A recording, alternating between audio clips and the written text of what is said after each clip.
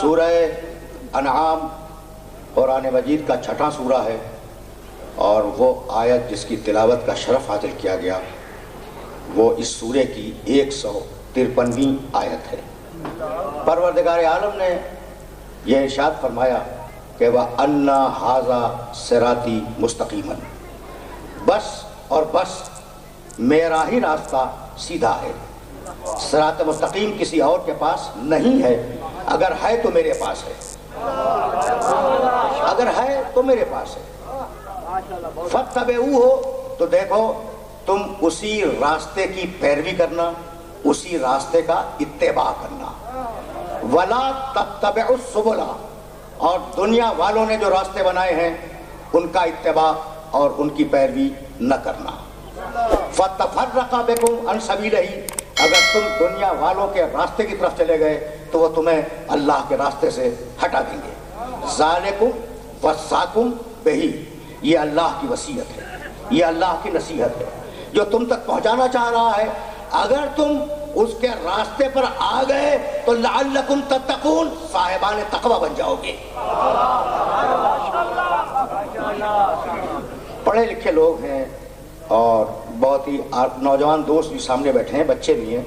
یہ صراط مستقیم کیا ہے؟ اہدنا الصراط المستقیم، کوئی چیز تو ہوگی نا، تو اب ذرا صراط مستقیم سمجھ لو پھر میں آگے بڑھوں گا۔ دیکھو اس دنیا میں کسی کو دوام نہیں ہے، لوگ آتے ہیں لوگ چلے جاتے ہیں۔ دولت کو دوام نہیں ہے، دولت آتی ہے دولت ختم ہو جاتی ہے، اور اگر دولت ختم نہیں ہوتی تو اسے استعمال کرنے والا انسان ختم ہو جاتا ہے نا ایسا؟ تو ہر انسان کو یہ علم ہے اور ہر انسان کو یقین ہے کہ اسے فنا ہو جانا ہے۔ اس کے باوجود کون سا ایسا انسان ہے جس میں یہ تمنا نہ ہو کہ میں ہمیشہ ہمیشہ زندہ رہوں؟ تو ابھی کوئی آیت یا کوئی روایت نہیں پڑھ رہا ہوں، ابھی تو تمہیں میں کامن سینس سے متصل کرنا چاہ رہا ہوں۔ ہر انسان میں یہ تمنا ہے کہ جب وہ آ گیا ہے دنیا میں تو ہمیشہ ہمیشہ رہے۔ رہتا نہیں ہے لیکن تمنا یہی ہے کہ ہمیشہ رہے۔ اچھا، تو جب کسی شے کو دوام نہیں ہے، کوئی شے رکتی نہیں ہے اس دنیا میں، تو کوئی شے تمہارے ذہن میں آتی ہے کہ جو رکتی ہو؟ وہ فقط ایک شے ہے اور وہ ہے اللہ کی سلطنت۔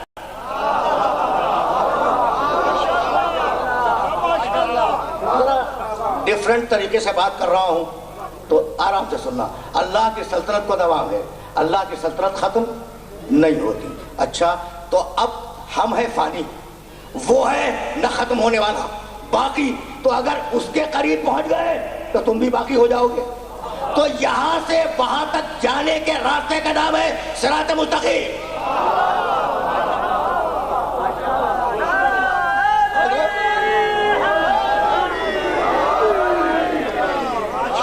بڑے لکھے لوگ ہیں، آپ یہ تشریف لے آئے تو پھر گفتگو ہوگی۔ اور محمد و آل محمد بلند سے بلند در سلوہ۔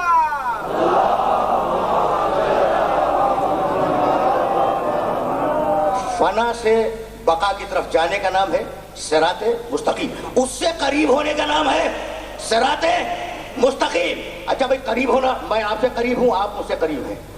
دیکھو بہت پڑھے لکھے لوگ ہیں نا، نماز پڑھتے ہو قربتاً الی اللہ، نیت یہی ہے نا۔ اگر اس نیت کے بغیر نماز ہو، نماز بیکار ہے، باطل ہے۔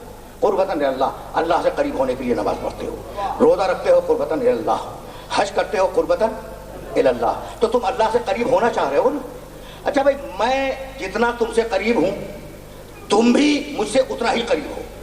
میرے اور تمہارے درمیان فاصلہ جو ہے وہ 2 گز کا ہے، تو میں تم سے 2 گز کے فاصلے پہ ہوں، تو کیا تم مجھ سے 3 گز کے فاصلے پہ ہو؟ بے سوال ہے، 2 ہی ہے نا۔ حضرت یہ تو بچے بھی گردن ہلا رہے ہیں، اور ہلانے والی بات ہے۔ دیکھو کبھی کبھی دین کو ایسے سمجھو جیسے میں عرض کر رہا ہوں، تو 2 گز کے فاصلے پر تم ہو مجھ سے، اور 2 گز کے فاصلے پر میں ہوں تم سے۔ جتنا فاصلہ میرا ہوگا تم سے، اتنا ہی فاصلہ تمہارا ہوگا مجھ سے۔ یہ طے ہو گئی نا بات؟ اب اللہ کے لیے طے کرو۔ اللہ کہتا ہے نحن اقرب الیہ من حبل الورید، ہم ہر انسان سے اس کی رگے گردن سے زیادہ قریب ہے۔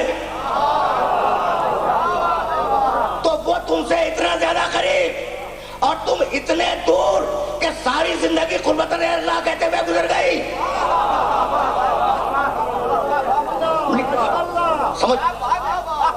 سمجھ رہے ہو اس فلسفے کو؟ اگر اس فلسفے کو سمجھ رہے ہو تو پھر میں آگے بڑھ جاؤں. تو اب یہ جو میں نے ناپا ہے 2 گز کا فاصلہ، کہ میں ہوں تم سے 2 گز کے فاصلے پر، تم ہو مجھ سے 2 گز کے فاصلے پر. یہ مادی فاصلہ ہے، یہ مادی فاصلہ ہے. اور وہ ہے روحانی فاصلہ. وہ تم سے اتنا قریب کہ رگے گردن سے زیادہ قریب، اور تم اتنے دور کہ زندگی گزر گئی قربتاً اللہ کہتے ہوئے، اور اب بھی نہیں معلوم کہ قریب ہوئے یا نہیں. تو اب کیسے معلوم ہو کہ ہم قریب ہوئے یا نہیں؟ بس ایک ہی طریقہ ہے، جو اس کے قریب ہیں ان سے قریب ہو جاؤ.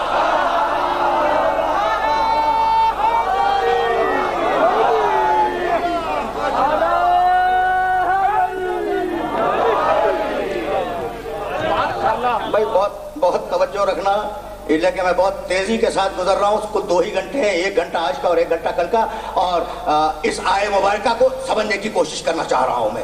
تو ان ھذا صراطی مستقیما، صراط راستہ مستقیم سیدھا. 23 مقامات پر آواز دی میرا راستہ سیدھا ہے، اور 5 مرتبہ دن میں کہتے ہو، ہر نماز میں 2 مرتبہ اہدنا الصراط المستقیم، مالک سیدھے راستے کی ہدایت کر دے. تو جب راستہ سیدھا ہے تو اس راستے کی ہدایت کرنے والا سب کچھ ہو سکتا ہے، ٹیڑھا نہیں ہو سکتا. کیوں؟ اس لیے کہ راستہ سیدھا ہے. تو ان ھذا صراطی مستقیما فاتبعوہ، دیکھو اس راستے کا اتباع کرو. یہی تو لانا چاہ رہا تھا اپنے سارے سننے والوں کو، راستے کا اتباع کرو. اتباع کے معنی جانتے ہو؟ پیروی کرنا. ہاں بالکل صحیح ترجمہ ہے، بچے بھی سمجھ رہے ہیں. اتباع کے معنی پیچھے پیچھے چلنا. اطاعت کے معنی بات پر عمل کرنا. رک کے سننا، یہ دونوں لفظ قرآن نے دیے ہیں. اطاعت کے معنی بات کو مان لینا، بات پر حکم پر عمل کرنا، یہ ہے اطاعت. اور اتباع کے معنی جیسا وہ کر رہا ہے ویسا کرنا. ٹھیک ہے، بات پہنچ رہی ہے نا؟ اگر پہنچ رہی ہے تو یہی میں اپنے سننے والوں کو روکوں گا. پورے قرآن میں جہاں پروردگار عالم کی اطاعت کا حکم ہے، وہاں میرے رسول کی اطاعت کا حکم ضرور ہے. اللہ کی اطاعت کرو، رسول کی اطاعت کرو. جس نے اللہ کی اطاعت کی اس نے رسول کی اطاعت کی، جس نے رسول کی اطاعت کی اس نے اللہ کی اطاعت کی. اطاعت میں توجہ رہے، اتباع کے معنی کیا ہے؟ پیچھے پیچھے چلنا. اطاعت میں جہاں خدا کی اطاعت کا حکم ہے وہیں رسول کی اطاعت کا بھی حکم ہے. لیکن اتباع میں جہاں رسول کی اطاعت کا حکم ہے کہ اتباع کرو، وہاں خدا کا تذکرہ ہے ہی نہیں. تم پوچھو گے نا کہ یہ ہوا کیا؟ بھائی اتباع ہے عمل کا، خدا سامنے آ کے تو عمل کروا ہی نہیں سکتا نا. سنتے چلو، اس لیے کہ ابھی میں تمہیدیں استوار کر رہا ہوں اور ان تمہیدوں سے مجھے آگے کام لینا ہے. تو اتباع میں، اطاعت میں، بھائی جملہ سننا اور اس جملے کو ذہن میں رکھنا. اطاعت میں خدا کے ساتھ میرا محمد شریک ہے، لیکن اتباع میں میرا محمد لا شریک ہے. اب اگر اتباع ہوگا تو فقط محمد کا ہوگا، کسی اور کا نہیں ہوگا. آواز دی پروردگار عالم نے قرآن مجید میں، ان ھذا صراطی مستقیما فاتبعوہ، یہ میرا راستہ ہے، اس راستے کے پیچھے چلو. تم راستے پر چلتے ہو یا راستے کے پیچھے چلتے ہو؟ آیت میں کیا ہے؟ ان ھذا صراطی مستقیما فاتبعوہ. یہ تمہیدیں ذرا اپنے ذہن میں محفوظ کر لو، پھر لطف گفتگو ہے اور لطف سماعت ہے. ان ھذا صراطی مستقیما فاتبعوہ، میرے راستے کا اتباع کرو. اتباع کے معنی ہے پیچھے چلنا. تو کیا راستے کے پیچھے چلتے ہیں؟ راستے پر چلتے ہیں. تو اس کا مطلب یہ کہ صراط مستقیم کوئی ذات ہے جس کے پیچھے چلنے کا پروردگار حکم دے رہا ہے. بھائی اسی لیے قرآن مجید نے آواز دی، ان کنتم تحبون اللہ فاتبعونی، اگر اللہ سے محبت کرتے ہو تو محمد کا اتباع کرو. اب سمجھ میں آیا کہ جو صراط مستقیم ہے وہی محمد ہے، اور جو محمد ہے وہی صراط مستقیم ہے.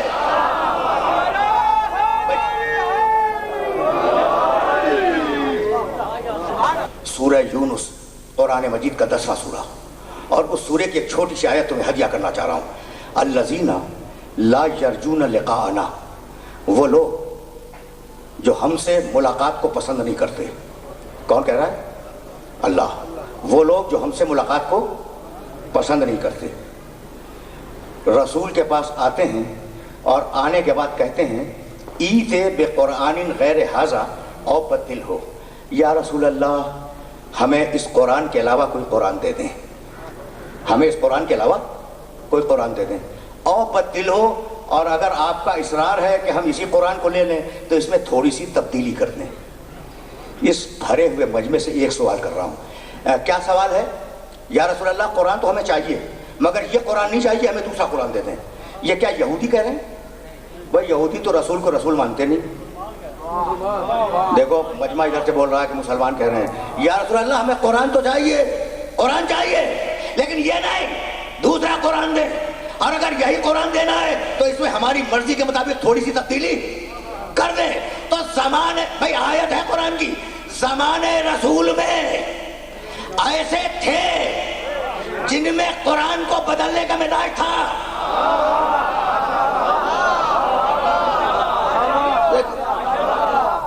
دیکھو بہت نازک مرحلہ فکر ہے اور بڑے عجیب و غریب مرحلے تک تمہیں لے آیا ہوں، بہت عجیب و غریب مرحلے تک. یا رسول اللہ ایت بقرآن غیر ھذا، اللہ کے رسول دوسرا قرآن دے دیں ہم لے لیں گے. او بدل ہو، یا اسی کو بدل دیں ہم لے لیں گے. تو ان میں قرآن بدلنے کا مزاج تھا. اب اگر رسول اکیلا قرآن دے کے جاتا تو وہ رسول کے بعد بدل دیتے. اسی لیے رسول نے طے کیا کہ اکیلا قرآن نہیں چھوڑوں گا، ادھر خاموش قرآن ہوگا، ادھر بولتے ہوئے آل محمد ہوں گے. اور ان دلیلوں کو اگر تم نے ذہن میں محفوظ کر لیا تو خدا کی قسم یہ دلیلیں بہت کام آئیں گی تمہیں. اچھا ایت بے قرآن، اتباع پہ واپس جانا ہے، اتباع پر. ایت بے قرآن غیر ھذا، اللہ کے رسول یہ قرآن تو نہیں چاہیے، دوسرا دے دے. اور بدل ہو، یا اسی میں سے کوئی بات ہماری مرضی کے مطابق بدل دیں. قل، حبیب ان سے کہہ دے ما یکون لی ان ابدلہ من تلقائے نفسی، میری کیا مجال کہ میں قرآن میں اپنی مرضی سے ایک لفظ بدل دوں. قرآن سمجھ میں آیا؟ قرآن سمجھ میں آیا؟ میری کیا مجال کہ میں اپنی مرضی سے قرآن میں ایک لفظ بھی بدل سکوں، میری مجال نہیں ہے. میں ان اتبعو الا ما یوحا الیہ، میرا کام تو یہ ہے کہ جو وحی آئے اس کا اتباع کروں. تو ہم محمد کا اتباع کریں، محمد وحی الہی کا اتباع کرے. میرے جملے کو یاد رکھنا، میرا محمد جو کرے وہ وحی الہی.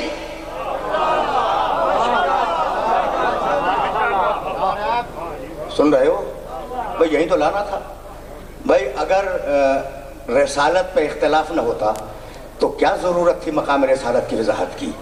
بھائی یہی تو منزل ہے اختلاف کی. ہم گناہ کریں، ثواب کریں، اچھا کریں، برا کریں، ہمارا عمل ٹھیک ہے نا، لیکن رسول کا عمل وحی الہی. طے ہو گئی بات. ہم جھوٹ بولیں، سچ بولیں، ہنسی کی بات کریں، غمی کی بات کریں، یہ ہمارا مزاج. رسول کا ہر قول وحی الہی. تم پوچھو گے نا یہ کہاں لکھا ہوا ہے؟ بسم اللہ الرحمن الرحیم 53واں سورہ. والنجم اذا ہوا ما ضل صاحبکم وما غوا وما ینطق عن الہوا ان ہوا الا وحی یوحا. وہ بات ہی نہیں کرتا اپنی خواہش سے، جو بولتا ہے وہ وحی الہی. بھائی توجہ رہے، میں یا بولنے میں گناہ کرتا ہوں یا کرنے میں گناہ کرتا ہوں، اس کا کرنا بھی وحی الہی، اس کا بولنا بھی وحی الہی. جس کی پوری زندگی وحی الہی ہو اس میں غفلت اور ہذیان کہاں سے تلاش کرو گے؟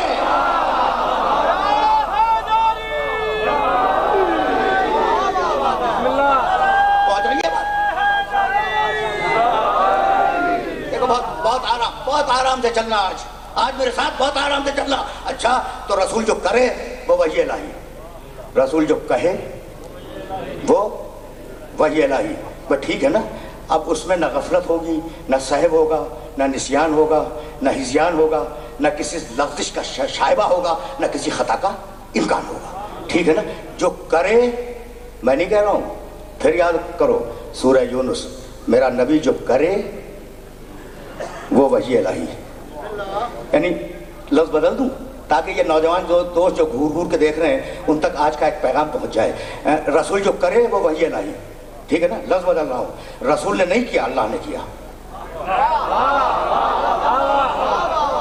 رسول کا کرنا اللہ کا کرنا ہے، رسول نے نہیں کہا، اللہ نے کہا. بھائی توجہات مبذول رہے تو رسول جو کرے وہ اللہ کا عمل، رسول جو کہے وہ اللہ کا قول. ایک دن میرے رسول نے دونوں جمع کر دیے، کرنا بھی کہنا بھی. ہاتھ سے اٹھا کے کام کیا اور زبان سے کہا من کن تو مولا ہو.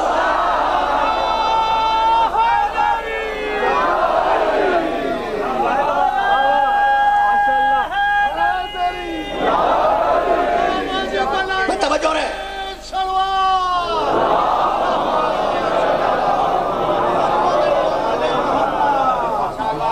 نہیں بھائی، اب میں وہ جملہ جو نوجوانوں تک منتقل کرنا چاہ رہا تھا نا، وہ جملہ تو ہدیہ کر دوں. رسول نے ہاتھ سے اٹھایا، عمل کیا، زبان سے کہا من کن تو مولا ہو، قول دے دیا. تو اب تک ہم یہی سمجھتے تھے کہ رسول نے علی کو مولا بنا دیا. ابھی ہم نے طے کیا جو کہے وہ اللہ نے کہا، جو کرے وہ اللہ نے کیا. رسول نے نہیں اٹھایا، اللہ نے اٹھایا، اور اللہ نے کہا جس کا میں مولا اس کا یہ علی مولا.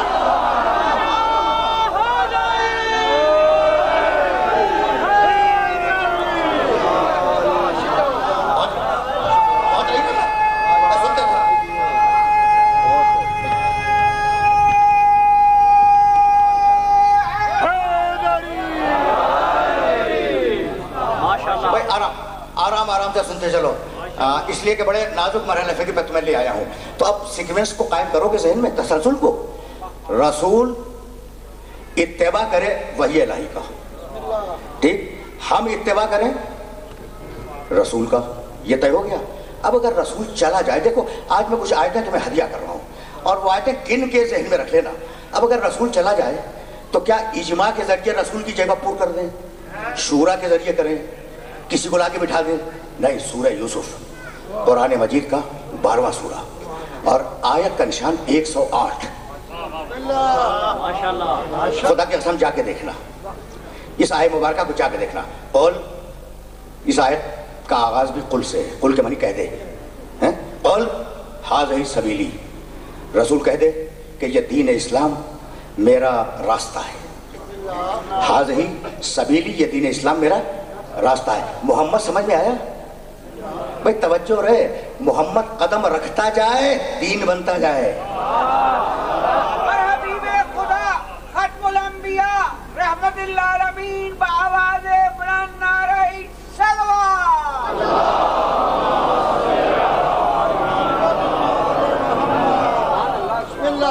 یہ ہے وہ نازک منزل جہاں اپنے سارے سننے والوں کو لے کے آ گیا. رسول کے بعد کیا ہو، یہی ہے نا. قل ھذہ سبیلی. دیکھو حدیث کی طرف نہیں جا رہا ہوں میں، آیت ہدیہ کر رہا ہوں. رسول کہہ دے کہ یہ دین اسلام میرا راستہ ہے. ادعو الی اللہ، میں لوگوں کو اللہ کی طرف بلاتا ہوں. علی بصیرۃ، ٹھوک بجا کے بلا رہا ہوں، سوچ سمجھ کے بلا رہا ہوں. انا، میں بلاؤں گا. ومن اتبعنی، اور جو میرا مکمل اتباع کرے وہ بلائے گا. ہر ایرے غیرے کو بلانے کا حق نہیں ہے. پہنچ گئی بات؟ بھائی یہی سے تو میں آگے لے جاؤں گا. انا ومن اتبعنی، ہدایت کا حق یا میرا ہے یا جو میرا مکمل اتباع کرے، ہدایت کا حق اس کا ہے. بھائی توجہات مبذول رہے.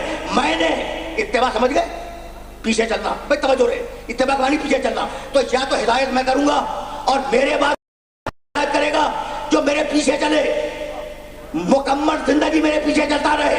اسے کہتے ہیں اتباع کرنا. میں نے حیات الحیوان دمیری میں ایک جملہ دیکھا تھا. علامہ دمیری عالم اسلام کے بڑے محقق ہیں. ان کی کتاب ہے حیات الحیوان. جانوروں کی زندگیوں پر حدیثیں جمع کی انہوں نے. نبی کی نگاہ دیکھ رہے ہو، ہر جانور کے سلسلے میں نبی اکرم کی زبان مطہر سے جو حدیثیں آئی ہیں انہوں نے چیپٹر وائز جمع کر دیا ہے. ہاتھی کے سلسلے میں، گائے کے سلسلے میں، بھینس کے سلسلے میں، اونٹ کے سلسلے میں، اونٹنی کے سلسلے میں روایتیں جمع کی ہیں.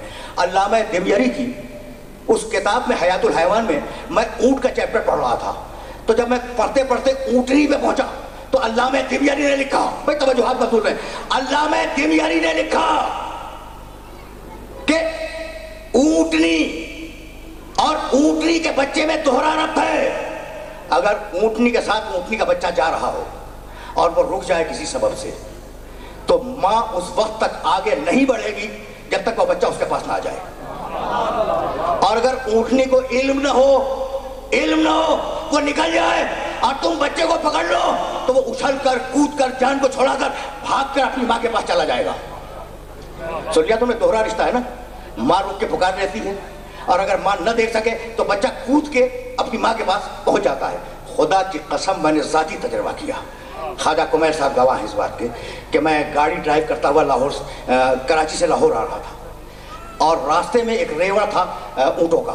ایک انتہائی خوبصورت بچہ تھا، یہ ابھی 1-1.5 مہینے پہلے کی بات ہے.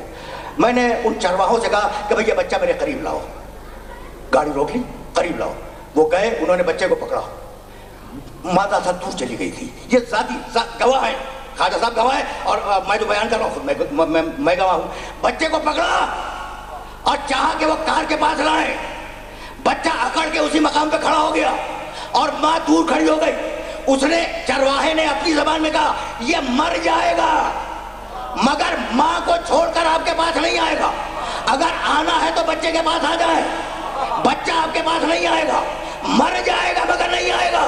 بھائی یہ جملہ پڑھنے کے بعد مجھے علی کا وہ جملہ یاد آ گیا، کنتو اتبعہ اتباع الفصیل اثر امہ. میں اپنے محمد کے پیچھے ایسے چلتا تھا جیسے اونٹنی کا بچہ اپنی ماں کے پیچھے چلتا ہے.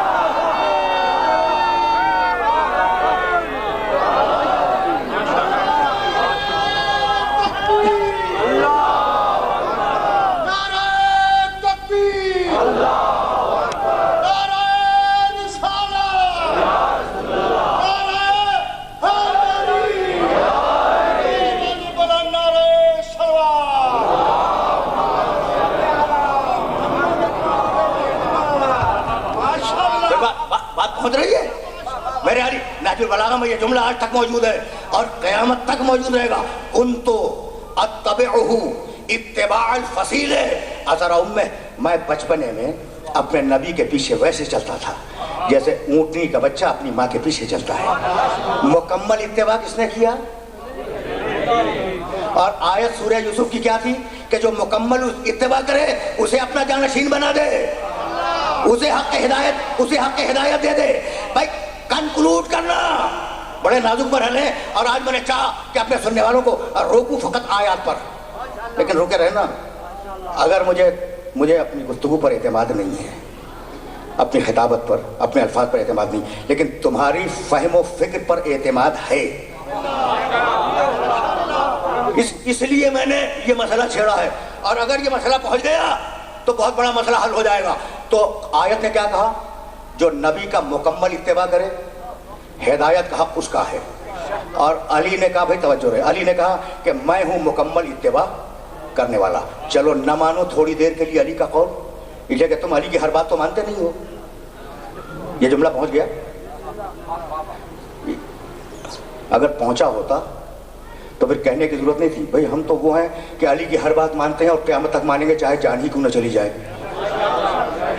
تو یہ جو میں نے کہا کہ تم تو علی کی ہر بات نہیں مانتے، تو مخاطب تم ہو، مراد کچھ اور ہے.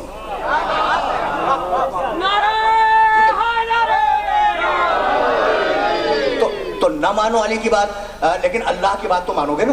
اب وہ آیت پڑھ رہا ہوں جو تم نے کئی ہزار مرتبہ سنی ہوگی، اور اگر وہ آیت پہنچ گئی تو اب یہاں سے میں پھر آگے بڑھ جاؤں گا. وَأَنذِرْ سورہ شعراء 26واں سورہ قرآن کا. وَأَنذِرْ عَشِيرَتَكَ الْأَقْرَبِينَ. حبیب، بھائی توجہ رہے، حبیب اپنے قریبی رشتہ داروں کو بلا اور بلانے کے بعد اپنے نبی ہونے کا اعلان کر دے.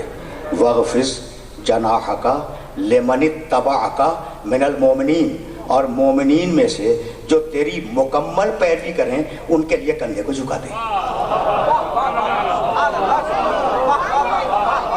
میں نے فقط آیت کا ترجمہ کیا ہے. میں نے فقط آیت کا ترجمہ کیا ہے، اور جا کے دیکھ لو مترجمین نے یہی ترجمہ لکھا ہے، یعنی وغفظ، جھکا دے، جناح کا، اپنے کندھوں کو، لمن اتبعک من المومنین، مومنین میں سے جو تیرا مکمل اتباع کریں ان کے لیے کندھے کو جھکا دے۔ تو جو بھائی توجہ رہے، مومنین میں سے جو تیرا مکمل اتباع کریں ان کے لیے کندھے کو جھکا دے۔ جس کے لیے رسول کا کندھا جھکا وہ مکمل اتباع کرنے والا، اور جو مکمل اتباع کرنے والا وہ رسول کا جانشین۔ طے ہو گئی نا بات؟ طے ہو گئی؟ پھر سننا، جس کے لیے رسول کا کندھا جھکا وہ مکمل اتباع کرنے والا، اور جو مکمل اتباع کرنے والا وہ رسول کا جانشین۔ تو مسئلہ کل اتنا ہے کہ رسول کا کندھا جھکا کس کے لیے؟ تو تاریخ سے نہ پوچھنا، میدان مکہ میں علی کو بت توڑتے ہوئے دیکھنا، رسول کو کندھا جھکاتے ہوئے دیکھنا۔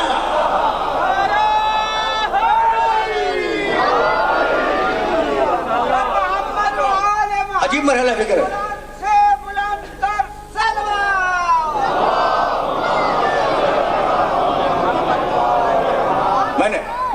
میں نے بڑی زحمت دی اپنے سننے والوں کو، لیکن جس مرحلے پر لایا ہوں اسی مرحلے پر تو اپنے سننے والوں کو روکنا چاہ رہا ہوں میں۔ کندھا کس کے لیے جھکا؟ فتح مکہ کے دن بتوں کو توڑتے وقت علی کے لیے رسول نے کندھا جھکایا۔ بھائی توجہ رہے، ابھی تم استدلال کو ذہن میں رکھنا کہ رسول جس کے لیے کندھا جھکا دے وہ مکمل اتباع کرنے والا، اور جو مکمل اتباع کرنے والا وہ رسول کے بعد رسول کا جانشین۔ تو ہمیں صرف اتنا ہی تو دیکھنا ہے نا کہ رسول نے کندھا کس کے لیے جھکایا۔ تو فتح مکہ کے دن کندھا جھکا ہے علی کے لیے، اور عید کے دن ناقہ بننے کی صورت میں کندھا جھکا ہے حسنین کے لیے۔ کسی چوتھے کے لیے رسول نے کندھا نہیں جھکایا، یا علی کے لیے جھکا یا حسنین کے لیے جھکا۔ یہ ہے مکمل اتباع کرنے والے، رسول کی مکمل پیروی کرنے والے۔ کون؟ یا علی، یا حسن، یا حسین۔ اور اب قرآن نے آواز دی والسلام علی من اتبع الہدی، جو مکمل پیروی کرے، جو مکمل اتباع کرے اس پر اللہ کا سلام ہو۔ تو اب ان تینوں کو رضی اللہ نے کہنا، ہمیشہ علیہ السلام کہہ کے یاد کرنا۔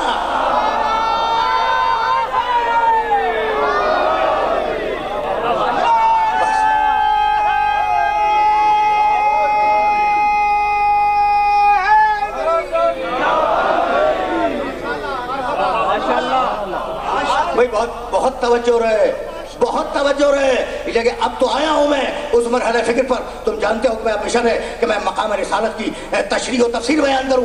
اب میں روک رہا ہوں، عمل میں اتباع کرو، قول میں اطاعت کرو۔ یا ایھا الذین آمنوا، سورہ انفال 8واں سورہ قرآن مجید کا، اور 24ویں آیت قرآن مجید کی، سورہ انفال کی۔ یا ایھا الذین آمنوا استجیبوا للہ وللرسول اذا دعاکم لما یحییکم۔ پوری آیت نہیں پڑھ رہا ہوں اور پورا ترجمہ بھی نہیں کر رہا ہوں، ترجمہ جا کے دیکھ لینا، 8واں سورہ 24ویں آیت۔ یا ایھا الذین آمنوا، اے ایمان لانے والو، استجیبوا للہ، اللہ پکارے لبیک کہو، وللرسول، رسول پکارے لبیک کہو۔ اے ایمان لانے والو، رسول جب پکارے فوراً لبیک کہو، فوراً جاؤ اس کی بارگاہ میں۔ رسول جب پکارے اس کی بارگاہ میں جاؤ۔ لما یحییکم، یہ تمہیں پکارتا ہے زندگی دینے کے لیے، موت دینے کے لیے نہیں پکارتا۔ اے ایمان لانے والو، تم مومن اسی وقت ہو جب رسول کے پکارنے پہ آ جاؤ۔ بھائی توجہ رہے، توجہ رہے، تم مومن اسی وقت ہو جب رسول کے پکارنے پر آ جاؤ۔ یعنی ایمان کی پہلی شرط یہ ہے کہ اگر رسول بلائے فوراً آ جاؤ۔ تو اگر کوئی رسول کے بلانے پہ نہ آئے تو اس کے تقوی پہ بات نہیں ہوگی، ایمان پہ بات ہوگی کہ مسلمان تھا بھی یا نہیں۔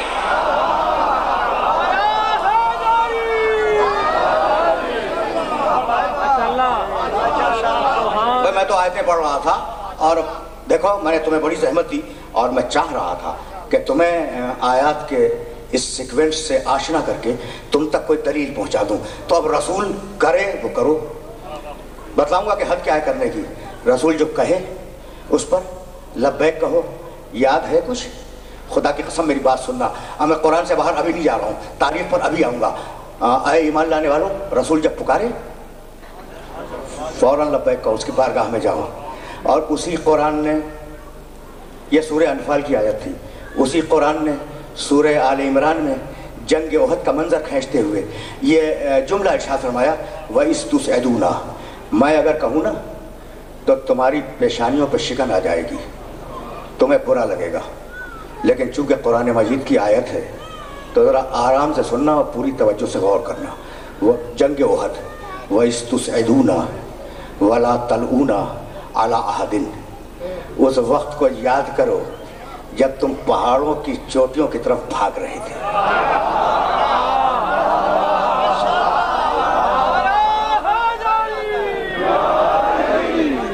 میں نے نہیں کہا، خدا کی قسم قرآن پڑھ رہا ہوں، قرآن ہے، اور قرآن میں یہ ایک بات ذرا یہ جملہ بھی یاد رکھنا کہ قرآن اگر کسی مقام پر ڈھیل دے دے تو دوسرے مقام پر بخیے ادھیڑ دیتا ہے۔ یعنی میں کہنا یہ چاہ رہا ہوں کہ قرآن کہیں مروت کرتا ہے، کہیں مروت نہیں کرتا، یعنی یہ میرا میسج ہے۔ وَإِذْ تُسْعِدُونَ، اس وقت کو یاد کرو جب تم کوہ احد کی طرف تیزی کے ساتھ بھاگ رہے تھے اور چڑھ رہے تھے۔ آگے کا جملہ سنو گے، اللہ بول رہا ہے جو انسانوں کا خالق ہے، وَلَا تَلْؤُونَ عَلَىٰ أَحَدٍ، اور اتنے ڈرے ہوئے تھے کہ پیچھے مڑ کے دیکھتے نہیں تھے۔ بھائی کوئی کمنٹیٹر تو نہیں تھا نا اس وقت، اللہ ہی کو حق پہنچتا ہے کہ اللہ کہے کہ تم پہاڑوں کی چوٹیوں کی طرف بھاگ رہے تھے اور اتنے ڈرے ہوئے تھے کہ پیچھے مڑ کے وَلَا تَلْؤُونَ عَلَىٰ أَحَدٍ، داہنے بائیں آگے پیچھے مڑ کے دیکھتے نہیں تھے، بھاگے چلے جا رہے تھے۔ وَالرَّسُولُ، سننا بھائی سننا، سورہ انفال کی آیت ذہن میں ہے کہ جب رسول پکارے فوراً لبیک ہو جب تم مومن ہو۔ وَالرَّسُولُ يَدْعُوكُمْ فِي أُخْرَاكُمْ، اور رسول میدان احد میں تمہارے پیچھے سے آواز دے رہا تھا کہ میں زندہ ہوں، واپس آؤ۔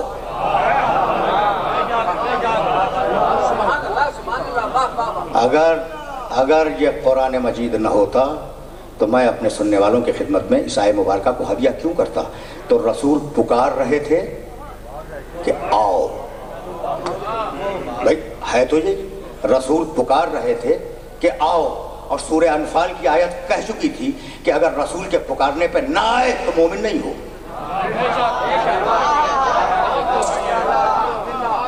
آیت کو آیت سے جوڑ لو، لیکن میں روکوں گا نہیں، میں تو ایک سوال کروں گا، نفسیات کا سوال، کہ بھائی رسول کی آواز اگر نہیں پہنچ رہی تھی تو رسول نے پکارا کیوں؟ اور اگر پہنچ رہی تھی تو انہوں نے سنا کیوں نہیں؟ بھائی دونوں باتیں ہیں۔ تو اب یہ تو ممکن نہیں ہے کہ رسول پکارے اور آواز نہ پہنچے، لیکن رسول سے باطل کام کے سرزد ہونے کا امکان نہیں ہے، ٹھیک؟ پھر کیوں گئے؟ اور اگر سنو گے، اب دیکھو اب آیا ہوں میں تاریخ اسلام پر، اور بہت زیادہ تمہیں روکوں گا نہیں، اب قرآن مجید سے تاریخ کی طرف آ گیا تو پھر یہ واقعات سنتے جاؤ، میں واقعات بیان نہیں کیا کرتا، لیکن جب آ گیا ہوں تو یہ جملہ سن کے جاؤ۔ یہ جنگ احد، اچھا بھائی اجازت دیتے ہو تھوڑی دیر کے لیے کہ میں اس طریقے سے بات کروں جس طریقے سے جی چاہ رہا ہے؟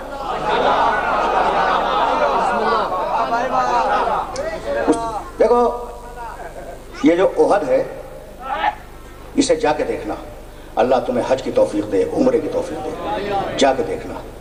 حضرت حمزہ کی قبر مطہر کی بیک کے اوپر وہ پہاڑی درہ آج تک موجود ہے جس سے مشرکین نے حملہ کیا تھا۔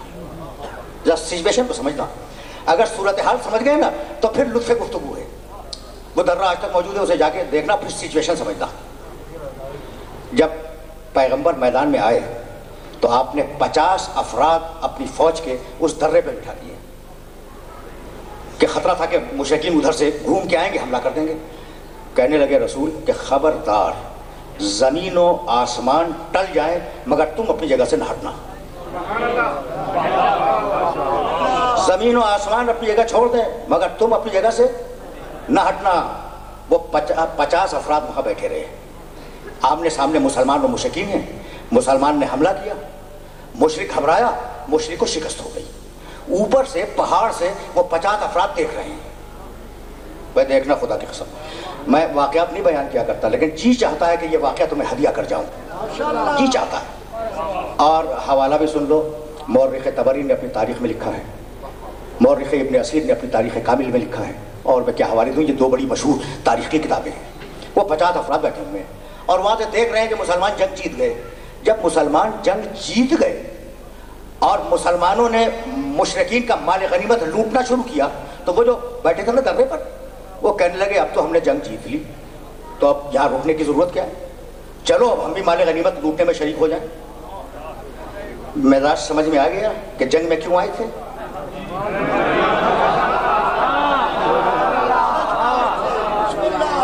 بہت سیدھی بہت صاف باتیں اپنے سننے والوں کی خدمت درج کر رہا ہوں۔ مزاج سمجھ میں آ گیا نا؟ چلو مسلمان تو جیت گئے، مال غنیمت لوٹ رہے ہیں تو اب ہم بھی شریک ہو جائیں۔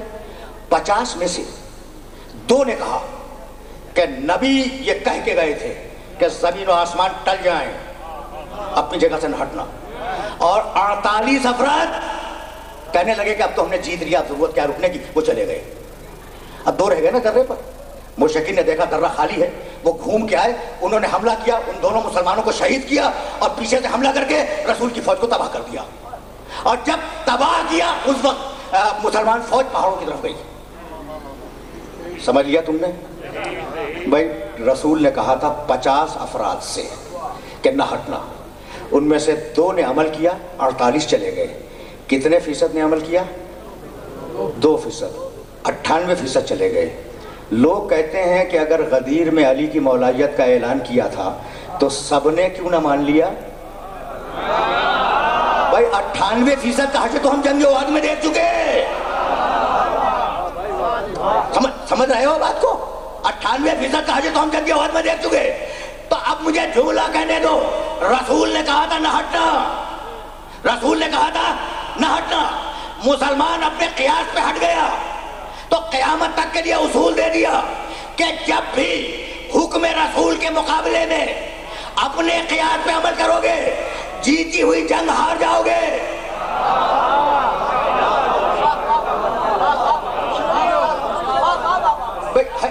ہے تو یہی حدیث کے مقابلے پہ قیاس، سن رہے ہو نا؟ اچھا اب مسلمان جیتی ہوئی جنگ ہارنے لگا، بھائی یہاں کے لیے تو زحمت دی تھی، اور جب گھمسان کا رن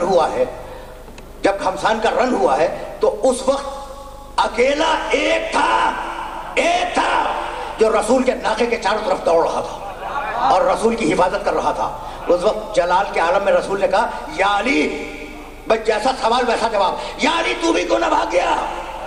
کہا یا رسول اللہ میں تو آپ کی پیروی کرتا ہوں، اگر آپ بھاگتے تو میں بھی بھاگتا۔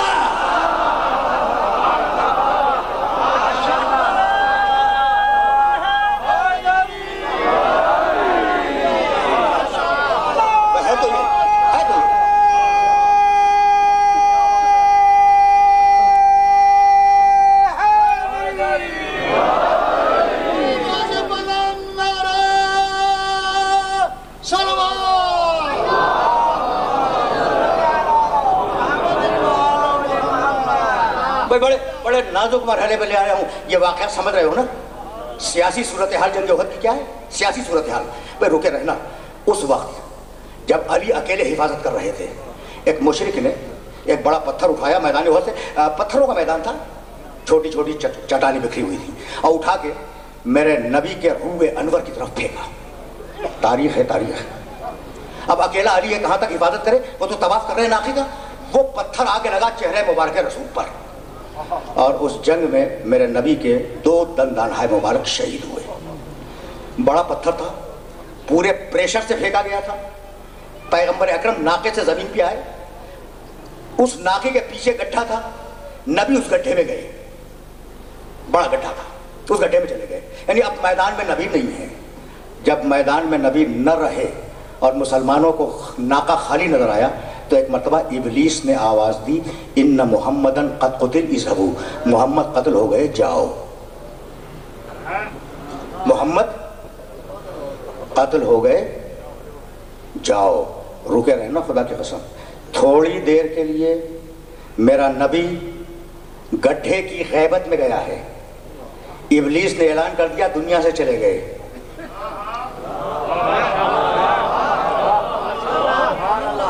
تھوڑی دیر کے لیے نبی یعنی ہادی کہہ لو غیبت میں گیا، ابلیس نے اعلان کر دیا مر گئے۔ ابلیسیت سمجھ میں آئی کہ ہادی اگر غیبت میں چلا جائے تو ابلیسیت اس کی موت کا اعلان کر دیتی ہے۔ یا علی اب تم کیا کرو گے؟ بھائی توجہ رہے، ایک مرتبہ علی نے ناقے کو خالی دیکھا، بے اختیار جس لگائی گڈھے میں گئے۔ بھائی توجہ رکھنا خدا کی قسم، इब्लीस कह चुका है मोहम्मद मर गए, जाओ।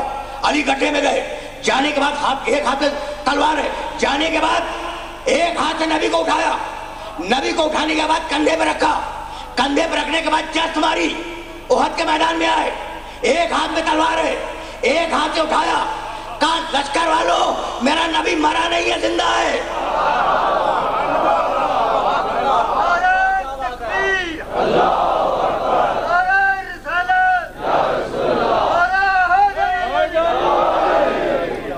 नहीं भाई सुनना, मैं तो तुम्हें जुमला हदिया करूंगा और फिर वापस जाऊंगा। एक हाथ में तो तलवार है ना अली के, दूसरे हाथ से अली ने नबी को बुलंद किया और कहा लश्कर वालों मेरा नबी मरा नहीं है, जिंदा है।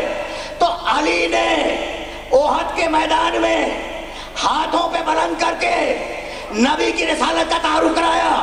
या रसूल अल्लाह आप इनाम क्या देंगे? कहा भाई उस वक्त तक दुनिया से नहीं जाऊंगा जब तक हाथों पे बुलंद करके उसकी मौलाइयत का तारुफ न करवा दूं।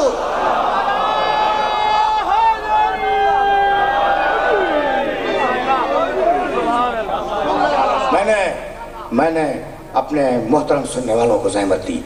अच्छा अब सुनना, अब सिलसिला गुफ्तगू तवील नहीं है, लेकिन जहां ले आया हूं ये मंजिल तो मुअय्यन थी ना। इब्लीस ने क्या कहा? इन्ना मुहम्मदन क़द क़ुतिल इज़हबू। बस जंग ओहद में दो जुमले मिलते हैं और मैं ये चाहता हूँ, वो भी मौरिख़ तबरी लिखे हैं, मौरिख़ तबरी ने, वो भी चाहता हूँ तो मैं हदिया करूँ, फिर तुम्हारे सिलसिले फ़िक्र को आगे ले जाऊँगा। पूछा गया कि भाई आप भागे क्यों? उसी मैदान में जब रसूल गड्ढे में है और अली अभी गड्ढे में कूदे नहीं है, किसी ने पूछा आप भागे क्यों? कहा जब रसूल ही न रहे तो लड़के क्या करें? और अली लड़ रहे थे, कहा या अली तुम क्यों नहीं जाते? कहा जब रसूल ही न रहा तो जी के क्या करें? ये देखो इत्तेबा और अदम इत्तेबा का फर्क है। अब यहाँ रुकना नहीं चाह रहा हूं, मैं तो सरसरी गुजर रहा हूं यहाँ से। इत्तेबा और अदम इत्तेबा का फर्क है। मोहम्मद कत्ल हो गए, जा। किसने कहा? इब्लीस ने। वर रसूल यदूकुम, मैं जिंदा हूं आओ। किसने कहा? रसूल ने, मैं जिंदा हूं आओ। भूल गए आयत? अभी तो पढ़ के गया हूं कि उस वक्त को याद करो जब तुम पहाड़ों की चोटियों की तरफ जा रहे थे और इतने डरे हुए थे कि मुड़ के नहीं देखते थे। वर रसूल यदऊकुम फी उखराकुम, रसूल तुम्हें पुकार रहा था मैं जिंदा हूं आओ। तो कुरान ने कहा रसूल कह रहा था आओ, और तारीख ने कहा इब्लीस कह रहा था जाओ। बात मुकम्मल हो गई और अब इससे ज्यादा गुफ्तगू आगे नहीं जाएगी। रसूल ने कहा आओ, इब्लीस ने कहा जाओ। अब इत्तेबाए रसूल तो यहीं खुल के आ गया ना।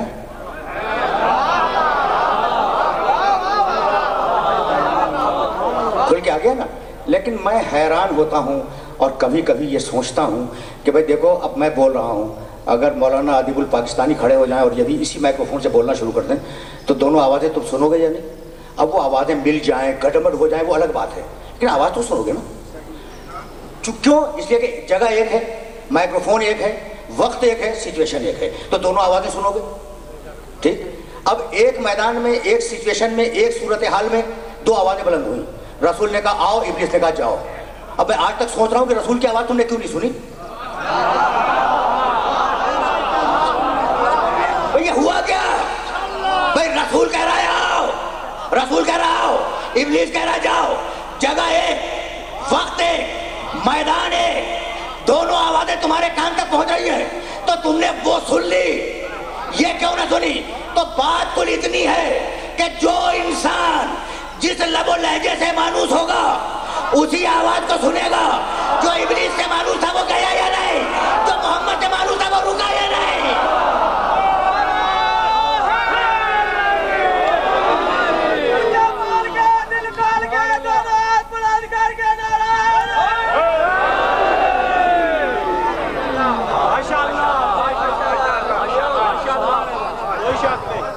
पहुंच गई बात मेरे बहुत सुनने वालों तक। ये जुमला याद रखोगे ना भाई, ये जुमला मैं बच्चों के लिए दोहरा रहा हूं कि भाई जो जिस लहजे से मानूस होगा, जिसे जो लहजा प्यारा लगता होगा उस लहजे को सुनेगा, दूसरे को नजरअंदाज कर देगा। भाई यही है ना।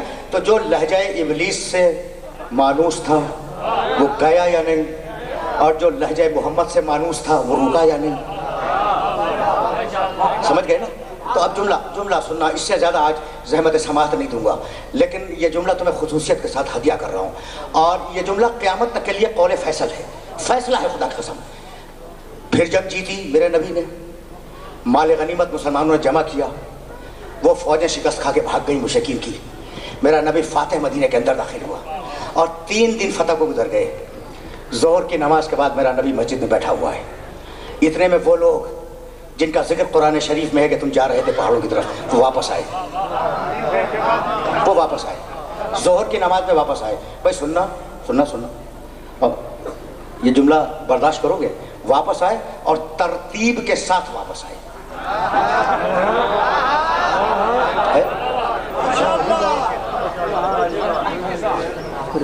تاریخ میں اٹھا کے دیکھنا، مورخ طبری میرے گھر کا مورخ نہیں ہے، ابن اسیر میرے گھر کا مورخ نہیں ہے، جاؤ دیکھو تاریخ میں الفاظ کیا آئے، السلام علیک یا رسول اللہ، اللہ کے رسول آپ پر سلام ہو۔ رسول نماز ظہر کے بعد تشریف فرمائے، اللہ کے رسول آپ پر میرا سلام۔ سننا بھائی سننا، اب زیادہ زحمت نہیں دوں گا، فقط 5 یا 7 دقیقے تمہارے لینے ہیں، لیکن یہ جملہ سن لو۔ رسول نے جواب سلام دیا، کہا بھائی سننا، کہاں چلے گئے تھے؟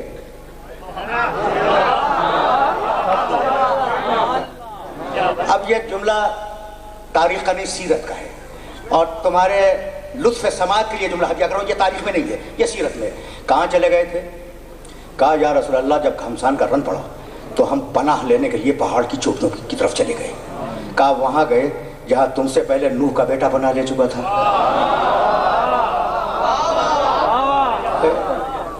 تاریخ میں نہیں، سیرت میں۔ کہا یا رسول اللہ گھمسان کا رن تھا۔ کہا لیکن میں تو پکار رہا تھا کہ آؤ۔ کہا یا رسول اللہ ہم نے یہ آواز نہیں سنی۔ کہا پھر تم گئے کیوں؟ کہا یا رسول اللہ میدان میں آواز بلند تھی۔ رک جاؤ، زیادہ وقت نہیں ہے، اور یہاں تمہارے اس 1 گھنٹے کے انتظار کو کارآمد بنانا چاہ رہا ہوں۔ ایک جملہ اور کہا ہے رسول نے، ایک جملہ اور کہا بھائی پہاڑ کی چوٹیوں کی طرف گئے تھے، سیرت، تو یہ واپسی میں اتنی دیر کیوں ہو گئی؟ کہا یا رسول اللہ بہت دور نکل گئے تھے۔ سیرت ہے، سیرت، آن ریکارڈ یہ جملے موجود ہیں۔ کہا لیکن میں تو پکار رہا تھا کہ میں زندہ ہوں، آؤ۔ کہا یا رسول اللہ ہم نے یہ آواز تو نہیں سنی۔ کہا پھر تم نے کیا سنا؟ کہا کہ رسول محمد مر گئے، جاؤ۔ کہا یہ سنی؟ کہا کہ ہاں یا رسول اللہ سنی۔ کہا یہ ابلیس پکار رہا تھا، زیادہ زحمت نہیں دوں گا، لیکن یہ ماحصل ہے پورے 1 گھنٹے کی تقریر کا۔ ابلیس پکار رہا تھا کہ محمد مر گئے، جاؤ۔ رسول نے کہا ابلیس پکار رہا تھا۔ کہنے لگے ہاتھوں کو جوڑ کر، اچھے امتی تھے نا، ہاتھوں کو جوڑ کے کہنے لگے یا رسول اللہ ہم تو یہ سمجھے تھے کہ یہ آواز جبریل کی آواز ہے۔ یعنی عجیب جملہ ہے یا نہیں؟ اب میں تمہیں جملہ ہدیہ کروں گا۔ رسول نے کہا وہ آواز ابلیس کی تھی، سننے والے نے سمجھا کہ یہ آواز جبریل کی ہے۔ جسے جبریل اور ابلیس میں تمیز نہ ہو، ہادی اسے بناؤ گے؟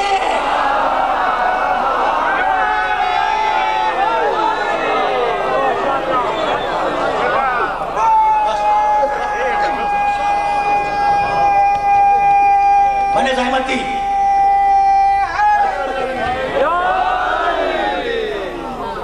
اب تمہارے فہم و فکر پر گفتگو کو حوالے کر رہا ہوں، لیکن جملہ یاد رکھنا، اور یہ جملہ اگر تم تک پہنچ گیا تو میری آج کی محنت سوارت ہے۔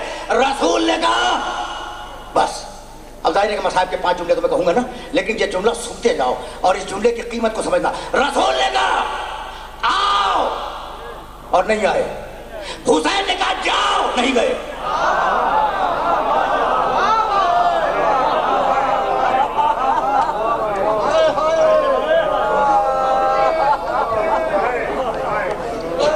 یہ فرق یاد رکھو گے نا، خدا کی قسم، بچوں کو، ذی شعور بچوں کو، نوجوانوں کو یہ جملہ ہدیہ کر رہا ہوں۔ میرے نبی نے کہا آؤ اور نہیں آئے، میرے حسین نے کہا جاؤ اور نہیں گئے۔ جبھی تو دوبارہ چراغ جلا کے حسین نے کہا تھا کہ نہ میرے باپ کو ایسے ساتھی ملے، نہ میرے نانا کو ایسے ساتھی ملے۔